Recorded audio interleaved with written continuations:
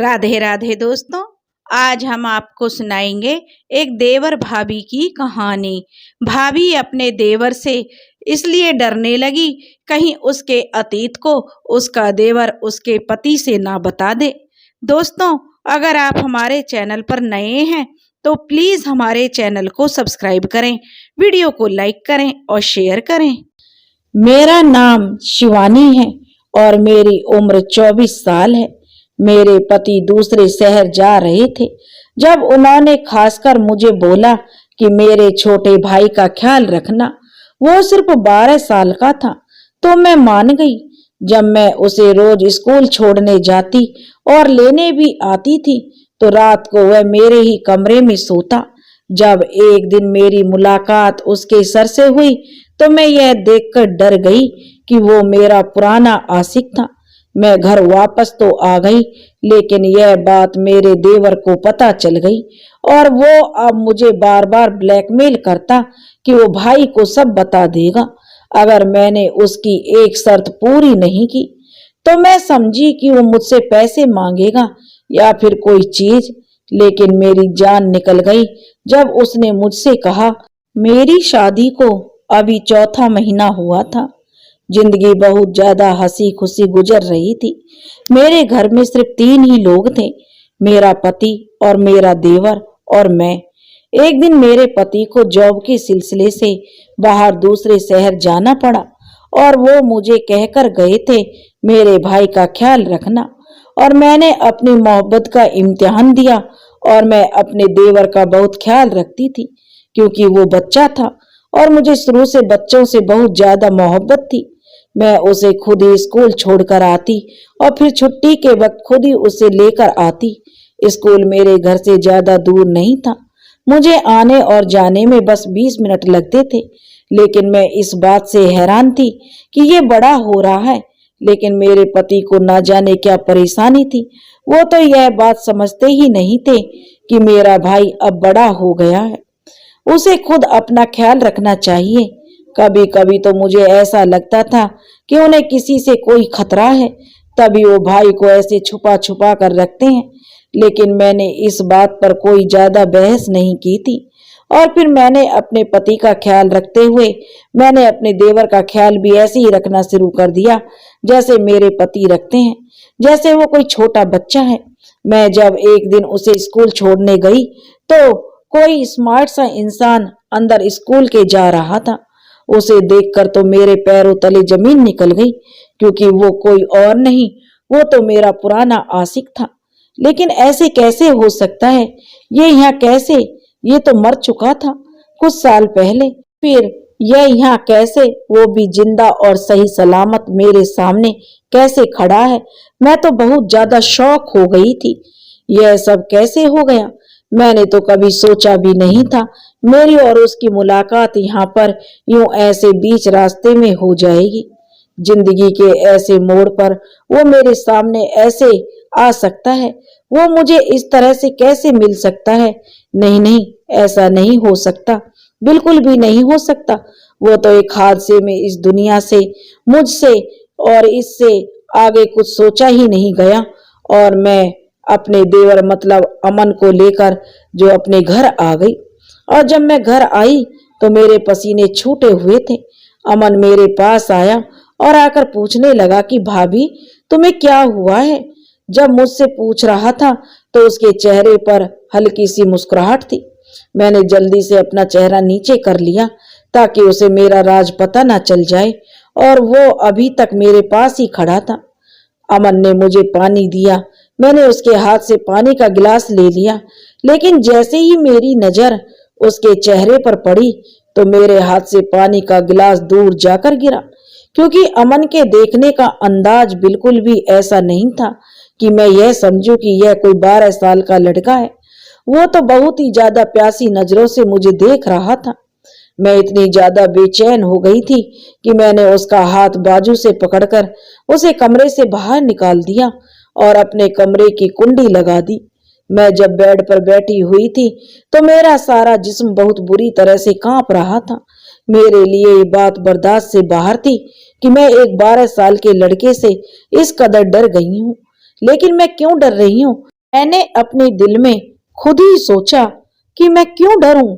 मैंने कोई पाप नहीं किया और मैंने अपने दिल से डर को निकाल फेंक दिया। फिर ये सोचकर मुझे परेशानी करने लगी कि आखिर क्यों मैं उससे इतना घबरा रही हूँ। मैंने अपने दिल को थोड़ी तसल्ली दी और फिर मैं कमरे से बाहर निकल गई। अमन भी घर से बाहर निकल चुका था। मैंने हिम्मत की और मैं घर के कामों में लग गई। अब घर में जब दो ही लोग हों तो क्या ही काम होगा। बिल्कुल थोड़ा सा मैंने अपने अतीत की एक बात को याद किया और सोचा कि मेरे पिता सही कहते थे, जहां पर सिर्फ दो लड़के हों उस घर में अपनी बेटी की शादी कभी मत करो। लेकिन मेरी मम्मी ने एक नहीं मानी और मेरी शादी यहाँ पर कर दी थी। अब मुझे अपने पापा की वो बात बहुत ज्यादा याद आती कि काश पापा की इस बात को उस वक्त किसी ने समझ लिया होता तो आज हालात बिल्कुल अलग होते। मेरी शादी जब मोहन से हुई तो वो मेरा बहुत ज्यादा ख्याल रखते थे और अब तक रखते आए हैं। लेकिन जैसे जैसे वक्त गुजरता गया घर के हालात को देखते हुए उन्हें ज्यादा मेहनत करनी पड़ती थी, जिसकी वजह से वो पहली वाली नौकरी छोड़ चुके थे और अब उन्होंने जब दूसरी नौकरी ज्वाइन कर ली थी तो ज्वाइन करे कुछ ही दिन हुए थे और उन्हें शहर से बाहर जाना पड़ा। लेकिन वो जब शुरू शुरू में शहर से बाहर जाते थे तो जल्दी घर वापस आ जाते थे। वो हर रात को वापस आ जाते थे। लेकिन इस बार उन्हें कुछ ज्यादा दिनों के लिए जाना था, इसलिए मुझे कुछ डर सा लगा। पहले तो मैं उनसे यही कहती थी कि जाने की कोई जरूरत नहीं है, लेकिन उन्होंने मुझसे कहा कि जाना तो बहुत जरूरी है, क्योंकि यह मेरी पक्की नौकरी तो नहीं जिसके लिए मैं उन्हें मना कर सकूं। इसलिए मुझे हर हाल में जाना पड़ेगा। मैं क्या कर सकती थी? अब तो मम्मी भी इस दुनिया में नहीं थी जो उनको अपने पास बुला लूं। भाभी और बहनें सब अपने अपने घरों में बिजी थी। अब मैं किसको अपने पास बुलाती? इसलिए मैं चुप करके अपने पति का इंतजार करने लगी। लेकिन मुझे क्या पता था कि वो कुछ दिन शहर से बाहर गुजारेंगे तो मेरी जिंदगी इतनी ज्यादा मुश्किल हो जाएगी। एक दिन अपने देवर को स्कूल छोड़ने गई तो वहीं पर वह खड़ा था और मुझे देखता रह गया। ये बातें मेरे देवर ने नोट कर ली थी। मैं जल्दी से स्कूल के अंदर गई क्योंकि आज मेरे देवर के स्कूल में पेरेंट्स मीटिंग थी। अब बेचारी मेरी सास तो थी नहीं, इसलिए मैं उसकी माँ की सूरत में उसके स्कूल वालों से मिलने के लिए चली गई। जैसे ही मैं मीटिंग रूम के अंदर गई वो मेरे बिल्कुल सामने बैठा हुआ था। उसकी नजर मुझ पर पड़ी तो वो जल्दी से खड़ा हो गया। उसके चेहरे की मुस्कुराहट तो वही थी जो कुछ साल पहले थी। सब कुछ वैसा ही था। वो बिल्कुल भी तो नहीं बदला था, सिवाय इसके कि अब उसके चेहरे पर थोड़ी उदासी छाई हुई थी। वो बचपन अब नहीं था। मैंने जल्दी से चेहरा नीचे कर लिया, लेकिन शायद देर हो चुकी थी। वो पता नहीं कितनी देर तक मुझे ऐसे ही देखता रहा। तभी अमन ने उसे सर कहकर उसका ध्यान मेरी तरफ से हटाया। उसने बोला, सर ये मेरी भाभी हैं। अमन ने मेरा इंट्रो करवाया तो वो थोड़ा होश में आया और बहुत इज्जत के साथ मुझसे बात करने लगा। मैं बहुत ज्यादा कंफ्यूज थी। पता नहीं क्यों मैं फिर से अपने अतीत में जा चुकी थी। अमन ने उसकी नजरों से पता नहीं क्या से क्या समझ लिया था। मैंने बस थोड़ी बहुत बात की और फिर अमन से कहा कि अब घर चलो, घर में काफी काम है। लेकिन पता नहीं कब उसके सर ने हमारे लिए खाने पीने का सामान मंगा लिया। अमन खाता जा रहा था और कहता जा रहा था कि भाभी आप मेरे साथ रोज आ जाया करें, सर ने तो आज बहुत ही मौज करवा दी है। मैंने हिम्मत करते हुए सिर्फ 2 निवाले लिए और फिर उठकर बाहर आ गई। अमन काफी देर बाद बाहर आया। उससे पहले उसका वही सर मेरे पीछे आ गया था। मैं तो खुद को पहले ही बचाती हुई आ रही थी। मैंने जल्दी से ऑटो में बैठकर अमन को इशारा किया जो अपने दोस्तों के साथ खड़ा हुआ था। हम लोग घर वापस आ गए। घबराहट की वजह से मुझे सांस लेने में बहुत ज्यादा परेशानी हो रही थी। अमन घर आ गया और कहने लगा, अच्छा तो भाभी क्या चक्कर था इस बात का? मैंने उससे कहा कि क्या बात अमन, किस बारे में बात कर रहे हो? तो उसने कहा, अरे मैं तो सर हर्ष के बारे में बात कर रहा हूँ। कितने अच्छे हैं ना सर, आप जानते हैं उन्हें पहले से भाभी? मैंने कहा, नहीं नहीं मैं तो नहीं जानती उनको, मेरा तो उनसे दूर तक कोई ताल्लुक नहीं है। अच्छा अच्छा, अमन कहने लगा, भाभी रिलैक्स, क्यों इतनी ज्यादा घबरा रही हैं? मैंने कहा मैं तुम्हारे भाई की वजह से परेशान हूँ, वो तो पता नहीं कब वापस आएंगे। मैंने बहुत फिक्र से कहा और हाथ में पकड़े हुए गिलास की थरथराहट की वजह से वो महसूस हो रहा था। बात करने के बाद वो मुझ पर ताने कसते हुए हंसा और कहने लगा कि भाई यहाँ नहीं है तो क्या बात है? भाभी, सर हर्ष तो है ना? उसने ऐसा इसलिए कहा ताकि मैं ये समझ सकूं कि वो हर बात जान चुका है। मैं इतनी ज्यादा डर गई थी कि मैंने उसके आगे हाथ जोड़ दिए कि भगवान के लिए किसी को भी मत बताना। कि वो मुझसे कहने लगा कि ये तो मुझ पर है ना कि मैं इस राज को कब तक अपने दिमाग में रखता हूँ। लेकिन भाभी, आपको देखकर लगता नहीं कि आप इस कदर। और उसने अपनी बात अधूरी छोड़ दी। मैं तो आपको बहुत सीधी सादी समझता था भाभी, और आप लगती भी कुछ ऐसी ही हैं। लेकिन आपने कैसे कैसे गुल अपने जमाने में खिलाए हुए हैं। आप देखें कैसे पर्दे उठ रहे हैं और कैसे भेद खुल रहे हैं। लेकिन कोई बात नहीं भाभी, अगर आप मेरा एक काम कर देंगी तो मैं ये राज किसी को नहीं बताऊंगा। लेकिन इसके लिए आपको मेरी एक शर्त पूरी करनी पड़ेगी। मैं इतनी ज्यादा डर गई थी कि और इतनी बड़ी मुसीबत में फंस गई थी कि मैंने उसकी सारी शर्त मानने के लिए हामी भर दी। मैंने उससे कहा कि मुझे तुम्हारी हर शर्त मंजूर है, क्योंकि मेरे दिमाग में तो यही था कि वो मुझसे पैसे मांगेगा या कोई कीमती चीज। इसलिए मैं बहुत ज्यादा जो उसकी बातें मान गई। अमन, तुम्हें जो कुछ चाहिए मुझे बताओ, मैं तुम्हें दे दूंगी।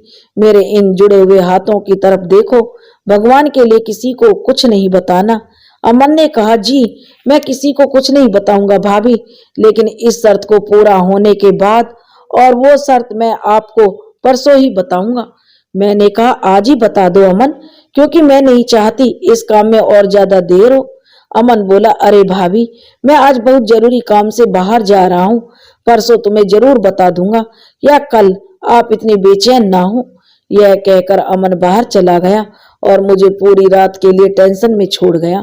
खैर, मैंने हिम्मत की और अपने काम किए कि इसी पल मोहन की कॉल आ गई और मेरा जिस्म बहुत बुरे तरीके से कांपने लगा।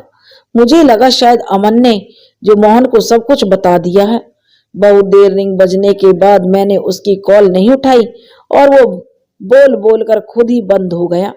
अमन पूरा दिन बाहर घूमने फिरने के बाद घर वापस आया तो मैं उसका इंतजार कर रही थी। वो मुझसे कहने लगा, भाभी, शर्त तो मैं आपको परसों ही बताऊंगा, और मैंने अपने दोस्तों के साथ बाहर खाना खा लिया है, इसलिए आप भी खाना खाकर अपने कमरे में सो जाएं। भाई कल या परसों आ जाएंगे। वो इस तरह एक्सप्रेशन से कह रहा था कि मैं उसकी उम्र और उसके स्वभाव का अंदाजा करने में लगी थी। मैं अपने कमरे में चली गई और रात भर टेंशन में रही। मैंने ना ढंग से खाना खा सकी और ना ही वहां पर जो सो सकी। ना जाने मुझे ऐसा क्यों लग रहा था कि साथ वाले कमरे में कोई बात कर रहा है। हमारे घर में सारे कमरे ऐसे ही थे, बराबर बराबर। मुझे आवाज पहले से और ज्यादा आने लगी तो मैंने अपने कमरे की दीवार के सुराख में से बातें सुनने की कोशिश की तो मेरे पैरों तले से जमीन की निकल गई, क्योंकि साथ वाले कमरे में मेरा देवर एक लड़की के साथ चिपक कर बैठा हुआ था। वह लड़की उसके बहुत ज्यादा करीब थी और वो उसके कान में बार बार कोई बात कह रहा था। यह सिलसिला काफी देर तक चलता रहा। पहले तो मेरा दिल करा कि अभी जाकर उसका हाथ पकड़कर उसके मुंह पर इतने थप्पड़ मारूं कि वो गिन ना सके, लेकिन फिर अगले ही पल मुझे सोचकर परेशान करने लगी मेरी सोच कि अमन बहुत ज्यादा चालाक है। ये ना हो कि मेरे जाने से पहले इस औरत को इधर उधर छुपा दे और फिर अपने किए को माने ही नहीं, कहे कि मैंने तो कुछ नहीं किया। इसलिए मैंने 1-2 दिन इंतजार करने की सोची।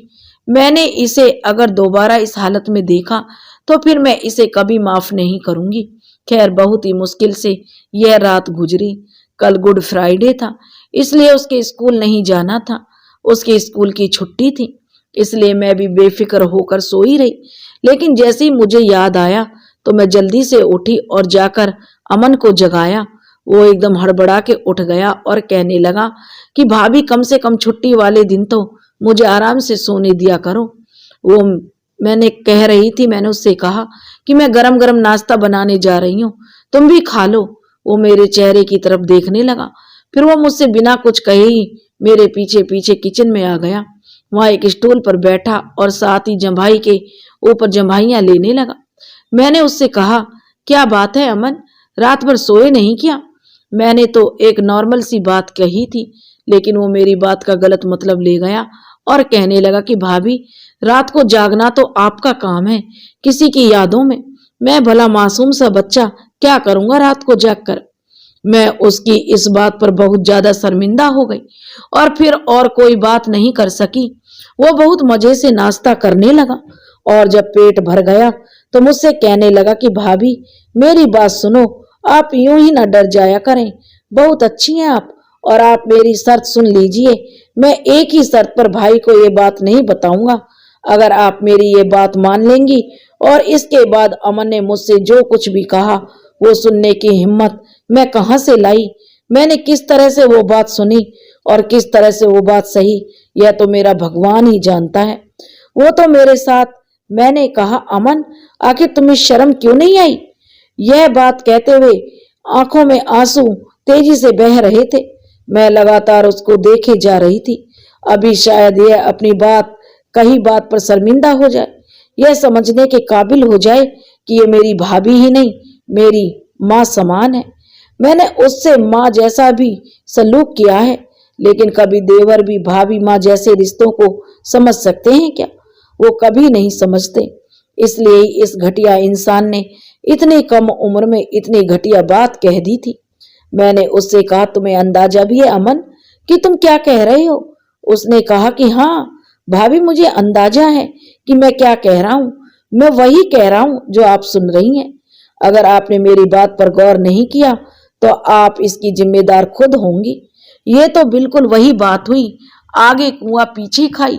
अगर मैं उसकी बात नहीं मानती हूँ तो भी फंसती हूँ, और अगर मान लेती हूँ तो भी मैं ही मरती हूँ। इसलिए बहुत सोचने समझने के बाद मैंने सोच लिया, ऐसी जिंदगी से तो मौत ही अच्छी है। बेशुमार आंसू मेरी आंखों से बह जा रहे थे और मैं यही कह रही थी, भगवान मेरी मदद कर दे, मैं क्या करूं? मैं वहीं किचन के स्टूल पर बैठ गई और आखिर मैं ये शर्त कैसे मानूं? मैं क्या करूं? मैं यही सोचती रही, लेकिन मैं कुछ समझ नहीं सकी। फिर मेरा खाना भी जल गया और नाश्ता भी। मैं कुछ नहीं कर सकी और बस वहीं किचन में बैठी रोती रही। अमन कहीं बाहर जा चुका था।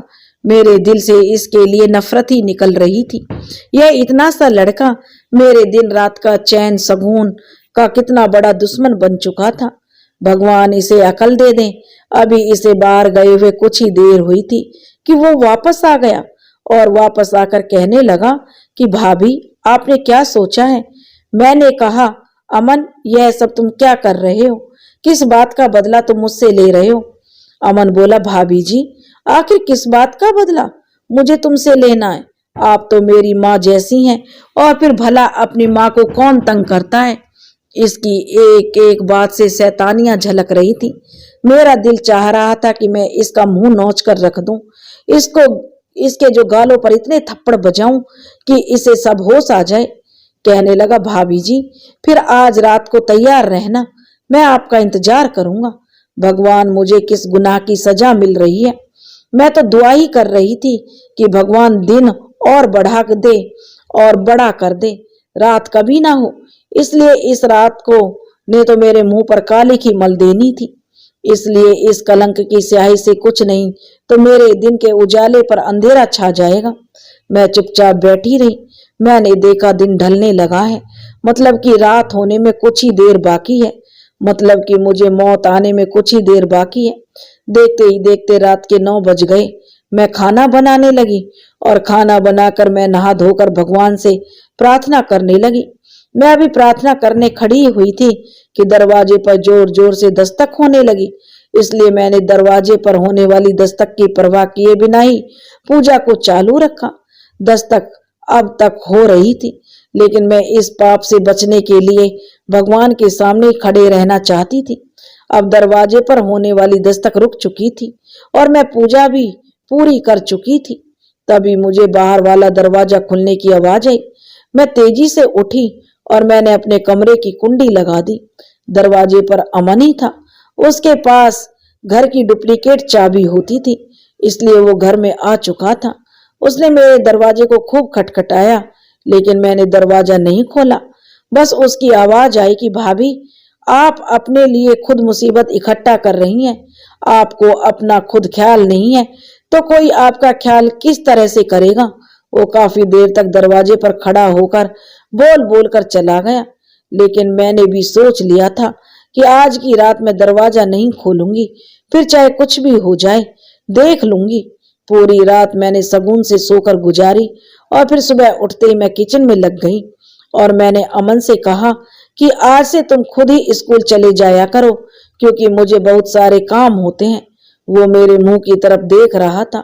उसने मुझसे एक भी शब्द नहीं कहा। साथ में उसने अपना बैग उठाया और घर से बाहर निकल गया, लेकिन मैं कुछ ही देर के बाद रास्ता बदलकर उसके पीछे ही चली गई, क्योंकि मैं भी देखना चाहती थी ये किन कामों में पड़ा हुआ है और इसकी जान पहचान किन लोगों के साथ है, क्योंकि उसकी जितनी उम्र थी उससे तो बहुत बहुत बड़े काम ये कर रहा था। मैं उसके पीछे पीछे चल रही थी। उसको पता नहीं था कि मैं उसके पीछे आ रही हूँ और मैं रास्तों को बदल बदल कर चल रही थी। मैं उसके स्कूल पहुंची। मैंने गाइड से पूछा कि अमन स्कूल पहुंच गया, तो वो मुझसे कहने लगा कि हाँ वो तो पहुंच गया। मैं बहुत ही जो मुझे संतोष हुआ और मैं घर की तरफ लौट आई। मैं घर की तरफ जब लौट रही थी तो हर्ष सर मुझे रास्ते में मिले और मुझसे कहने लगे कि तुमने मेरे साथ आखिर ऐसा क्यों किया। वो मुझसे गुस्से में देख रहे थे और मेरी तरफ लगातार देखे जा रहे थे। मैंने पहले तो तेज तेज चलना शुरू कर दिया, लेकिन जब उन्हें लगातार अपने पीछे आते हुए देखा तो मैं एक जगह रुक गई और मैंने उनसे कहा कि अगर अतीत नहीं भुलाया जाता तो उस वक्त में गायब नहीं होना था, और अब जब मैं अपने घर में बहुत ज्यादा खुश हूं तो तुम मुझसे ये सब बातें क्यों करने की कोशिश कर रहे हो। तुम्हें क्या लगता है कि तुम्हारे ये सब करने से मैं अतीत में चली जाऊंगी? तो ऐसा कभी नहीं होगा, ये तुम्हारी भूल है। मैं उसे जल्दी से सुनाकर और तेजी से चलती हुई अपने घर की तरफ आ गई और घर में आ गई और बहुत हैरान हो गई कि दरवाजे पर लगा ताला अब दरवाजे पर नहीं था। मैं घर में गई तो मुझे देखकर बहुत ज्यादा खुशी हुई कि घर में मोहन खड़े थे, लेकिन वो हमेशा की तरह मुस्कुरा नहीं रहे थे। वो थके हुए थे, लेकिन मैं एकदम से जाकर उनके सीने से लग गई। वो जल्दी ही मुझे एक तरफ करके कमरे में चले गए। मैं उनके इस व्यवहार से बहुत ज्यादा परेशान हुई कि अचानक क्या हो रहा है और क्यों हो रहा है। एकदम से मेरे दिमाग में आया कि अमन ने शायद इन्हें कुछ गलत बता ना दिया हो। वो नहाकर जब बाहर निकले तो मैंने उनसे कहा कि मैं नाश्ता बना चुकी हूँ, आ जाओ कर लो। तो उन्होंने बहुत ठंडे लहजे में जवाब दिया कि मैं नाश्ता करके आया हूँ। मैंने उनके करीब जाकर पूछा कि मोहन कुछ हुआ है क्या? तो मुझसे कहने लगे कि नहीं, अभी कुछ हुआ तो नहीं है, लेकिन बहुत जल्दी बहुत कुछ होने वाला है। तुम जाओ मौज करो। मैं टिप टिप रोने लगी और सोचने लगी कि भगवान किसी भी तरह मेरे अतीत से मेरा पीछा छुड़वा दे। मैं नहीं जानती थी मेरे कौन कौन से पाप इतने ज्यादा हैं जिसकी वजह से मुझे ऐसी सजा मिल रही है। अमन के आने पर मोहन का मूड बिल्कुल ठीक था और वो उससे हंस हंस कर बातें कर रहे थे। मेरे दिल में अमन के लिए बहुत ज्यादा नफरत आ चुकी थी। यह लड़का मेरे लिए बहुत बड़ा बवाल बन चुका था। मोहन ने मुझसे कहा कि अब मैं आ गया हूं तो कुछ करने के लिए कुछ अच्छा रहेगा कि तुम अपनी मम्मी के यहाँ पर होकर आओ। लेकिन मैं क्यों जाऊं? अभी तो आप घर आए हैं, मुझे कहीं नहीं जाना, मैंने मना कर दिया। लेकिन भगवान को तो कुछ और ही मंजूर था कि तभी शाम को मेरे घर से कॉल आ गई कि छोटी भाभी की तबीयत बहुत ज्यादा खराब है, इसलिए मुझे जल्दी से वहां जाना होगा। मोहन मुझे वहीं मम्मी की तरफ घर के बाहर उतार कर वापस आ गए, लेकिन मैं जैसे ही घर में गई तो सामने बैठे इंसान के ऊपर जब मेरी नजर पड़ी तो मेरी तो सांसें ही रुक गई। सामने सोफे पर हर्ष बैठा हुआ था। उसने मुझे नहीं देखा था, इसलिए मैं जल्दी से दौड़ती हुई भाभी के कमरे में आ गई, जहां पर भाभी बिल्कुल ठीक बैठी हुई मुस्कुरा रही थी। ये क्या भाभी, मैंने कहा, जब आप बिल्कुल ठीक हैं तो आपने ऐसा मजाक करके मुझे यहाँ क्यों बुलवाया? अरे यहाँ आओ तो सही। जो ये जो बाहर आदमी नहीं बैठा है, ये मेरी बहन के रिश्ते के लिए आया है, मेरी भाभी ने बोला, और मैंने इसे यहीं पर बुला लिया है ताकि तुम्हारे भाई इससे खुलकर मिलें और साथ ही एक दूसरे से बात कर लें, क्योंकि उसके माता पिता नहीं है और इसे जो कुछ करना है खुद ही करना है। भाभी बहुत ज्यादा खुश होकर बता रही थी। मैं उनकी मुंह की तरफ देख रही थी। अगर आपको इससे रिश्ता करना है तो मुझे झूठ बोलकर यहाँ बुलाने का क्या मकसद बनता है भाभी? मैं सच में भाभी से बहुत नाराज हो चुकी थी, इसलिए कोई बात नहीं कर रही थी। भाभी मुझे मनाने में लगातार कोशिश कर रही थी, लेकिन मैं एक तरफ मुंह बनाकर बैठ गई। कुछ देर बाद ही भाई ने हम सबसे कहा कि खाना लगाएं। मैंने ना चाहते हुए भी खाना लगाया, और इस पर मुसीबत थी कि मुझे वो खाना वहां उसके साथ बैठकर खाना भी पड़ा। हर्ष की नजरें लगातार मुझे ही देख रही थी, तो मैं बहुत ज्यादा परेशान हुई। अभी हम खाना खा ही रहे थे कि अमन और मोहन भी दोनों यहाँ आ गए। अरे वाह, यहाँ तो बड़ी पार्टी हो रही है, मोहन ने कहा, वो भी हमारे बिना ही। अमन ने आते ही पनीर का टुकड़ा उठाया और खाते हुए ऊंची आवाज में सबसे बातें करने लगा। जब ये दोनों आए तब हर्ष वॉशरूम चले गए थे, लेकिन अमन उनको देख चुका था और लगातार इंतजार में था। लेकिन हर्ष जा चुका था, उसे कुछ जरूरी काम था। मोहन और अमन को भाई ने ही बुलाया था। आज वो सबको सरप्राइज दे रहे थे। मेरी तो जान पर बनी हुई थी। अमन और मोहन भी जा चुके थे और मोहन मुझसे कहकर गए थे कि मैं अभी कुछ दिन और यहीं पर रहूं। मैं अगले कुछ दिनों तक यहीं पर रही और भाभी के साथ जाकर शॉपिंग करती रही। भाभी की हर बात हर्ष से शुरू होती और जाकर हर्ष पर ही खत्म होती, क्योंकि वो बहुत ज्यादा खुश थी और साथ में वो तारीफें भी करती रहती थी कि हर्ष बहुत अच्छे हैं। एक दिन हम शॉपिंग कर रहे थे तो भाभी को याद आया कि साड़ी के मैचिंग का ब्लाउज तो वो दुकान पर ही छोड़कर आ गई हैं। मेरे पास बहुत ज्यादा सामान था, इसलिए मैं वहीं पर एक साइड में सारा सामान लेकर बैठ गई। भाभी ने कहा कि आप जाएं और सारा सामान उठाकर लाएं। भाभी चली गई और मैं वहीं पर एक तरफ होकर बैठ गई। तभी मुझे अपने पास किसी का होने का एहसास हुआ, तो वो हर्ष ही था। मैंने उससे कहा कि तुम क्यों लगातार मेरा पीछा कर रहे हो, क्या चाहते हो तुम? तो वो कहने लगा, मैं तुम्हारे पीछे क्यों आऊंगा? वो कहने लगा, तुमने क्यों अपने आप को ऐसे डर में बंद कर लिया है जहां आसपास तुम्हारे सिर्फ परेशानियां ही हैं? वो मुझे बहुत हैरत से ये सवाल पूछ रहा था। ना जाने कब के रुके हुए आंसू मेरे आंखों से छलक पड़े और वो आगे बढ़ा और मुझे एक टिश्यू दिया। मुझे पता ही नहीं कि मैंने किस अंदाज में वो टिश्यू पकड़ा और फिर मैंने उससे अपने आंसू साफ किए। कुछ ही देर में भाभी भी आ गई। मुझे नहीं पता उन्होंने देखा या नहीं, लेकिन उन्होंने मुझसे कुछ सवाल नहीं किए। वो चुपचाप होकर मेरी तरफ देखती रही। मेरी सूजी हुई नाक और आंखें उन्हें बहुत कुछ बता रही थी। भाभी ने मुझसे बहुत प्यार से पूछा, क्या हुआ है? मैंने बहुत शांति से जवाब दिया कि मम्मी पापा की बहुत ज्यादा याद आ रही है। भाभी ने मुझे गले से लगाया और अपने साथ लेकर चल पड़ी। आज की शॉपिंग इतनी ही थी क्योंकि मेरी तबीयत ठीक नहीं थी। हम जब घर पहुंचे तो भाई की बहुत ऊंची आवाज में बात करने की आवाज आ रही थी, जैसे वो किसी से लड़ाई कर रहे हो। हम लोग एकदम से अंदर गए तो अंदर मोहन बैठे हुए थे और वो मेरे बारे में कुछ उल्टा सीधा कह रहे थे कि मैं उसके भाई का ठीक से ख्याल नहीं रखती हूँ और मैं बहुत लापरवाह हूँ। भाई से यह बात बिल्कुल बर्दाश्त नहीं हुई। वो मेरी तरफ बढ़े और पूछने लगे, ये सब क्या है बच्चा? भाई हमेशा मुझे बच्चा कहकर ही बुलाते थे। अरे ये क्या बताएगी? मोहन कहने लगे, हमारी तो किस्मत ही खराब थी जो हमने इसे अपने घर में जगह दी। बस इसे यहीं रखें अब अपने घर में। मेरा इसके साथ अब कोई रिश्ता नहीं है। मैंने एकदम से जब मोहन की ये बात सुनी तो मैंने भाई से कहा कि अभी इसी वक्त आप अमन को फोन करके बुलाइए। भाई ने एकदम कॉल करके अमन को बुलाया और वो कुछ ही देर में यहाँ पर आ गया। कुछ देर बाद अचानक से हर्ष भी घर आ गए और उसे मेरे भाइयों ने बुलाया था। जैसे ही हर्ष घर में आए तो उनकी नजर मोहन पर पड़ी। जब मोहन ने हर्ष को देखा तो दोनों के आंसू एकदम छलक पड़े। मोहन आगे बढ़े और हर्ष को गले लगा लिया। ये तो मेरा भाई है जो कुछ साल पहले कहीं गायब हो गया था और अब ये यहाँ एकदम से, ये सब क्या है? दोनों भाई अतीत में चले गए, जहां उन्हें एकदम से सब कुछ याद आने लगा। वो कहने लगे कि जब मम्मी का देहांत हुआ था तब मैं उस वक्त आर्मी ज्वाइन कर चुका था, और आर्मी वालों की नौकरी ऐसी ही होती है, कभी यहाँ तो कभी वहाँ। और जब एक दिन मेरी ट्रेनिंग खत्म हुई तो मुझे बॉर्डर के बिल्कुल पास तैनात कर दिया गया। वहाँ अलर्ट का निशान तो लगा हुआ था, लेकिन मुझे रात के अंधेरे में पता नहीं लग सका। लेकिन मैंने बॉर्डर क्रॉस कर लिया और फिर मैं दूसरे मुल्क में कैद में जा पड़ा। फिर मैं वहाँ 5 साल रहा, उन्होंने मुझे कैद कर लिया। वहाँ के 5 साल मेरे लिए 500 साल के बराबर थे, क्योंकि बहुत ही ज्यादा बुरी कैद थी, रोज जुर्म होते थे।